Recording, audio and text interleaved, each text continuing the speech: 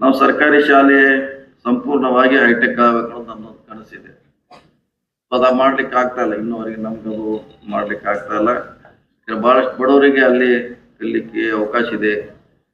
So ಎಮ್ಕಂಡ್ಮಡಿಯಲ್ಲಿ ಬಹುಶಃ 3 ವರ್ಷದಲ್ಲಿ ನಾನು 150 ಸರ್ಕಾರಿ ಶಾಲೆಗಳನ್ನ ಕಟ್ಟಿದ್ದೀನಿ. ಎಷ್ಟು ಕಟ್ಟಿದೀವಿ?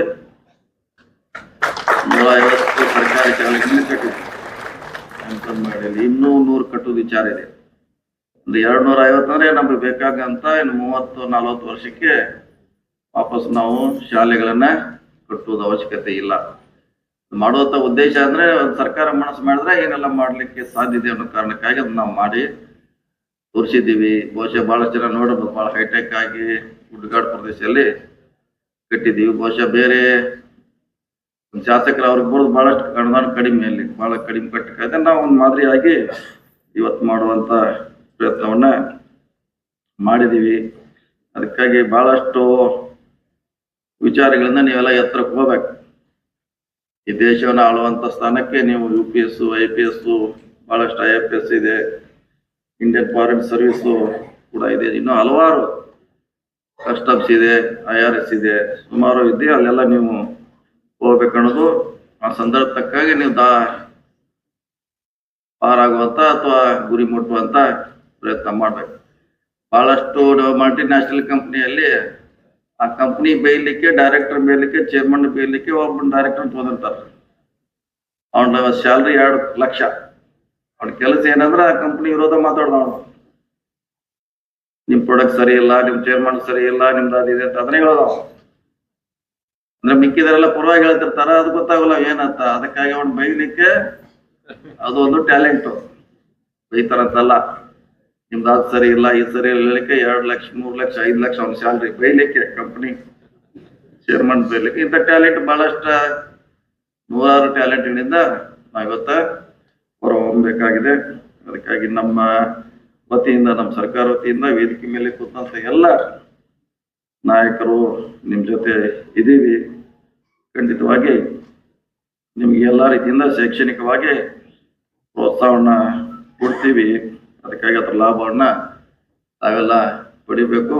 ಹೆಚ್ಚು ಬಿಹಾರ್ ಇಂದ ಬರ್ತಾರೆ ನಮ್ಮಲ್ಲಿ, ಹೆಚ್ಚು IAS IPS ಆಗೋರು ಬಿಹಾರ್ ದಿಂದ.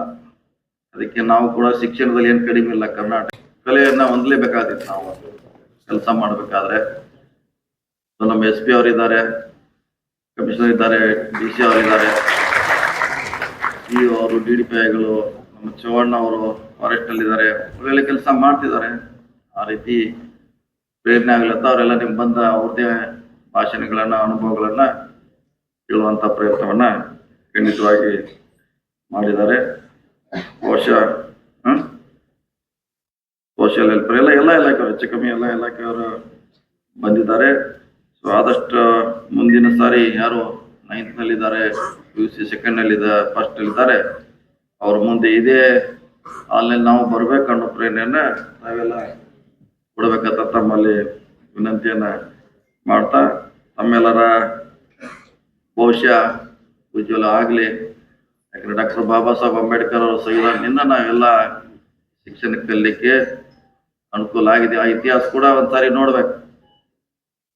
ಹಿಂದೆ ನಾವು ಸ್ವತಂತ್ರ ಪೂರ್ವದಲ್ಲಿ ನಮಗೆ ಶಿಕ್ಷಣ ಕಲಿಲಿಕ್ಕೆ, ಆಸ್ತಿ ಹೊಂದಲಿಕ್ಕೆ, ಅಧಿಕಾರ ಹೊಂದಲಿಕ್ಕೆ ಅವಕಾಶ ಇರಲಿಲ್ಲ.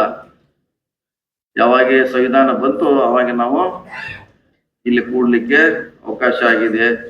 ಅದಕ್ಕಾಗಿ ನಮ್ಮೆಲ್ಲರ ಪ್ರಯಾರಿಟಿ ಸಂವಿಧಾನವನ್ನ ನಾವೆಲ್ಲ ಉಳಿಸ್ಬೇಕು.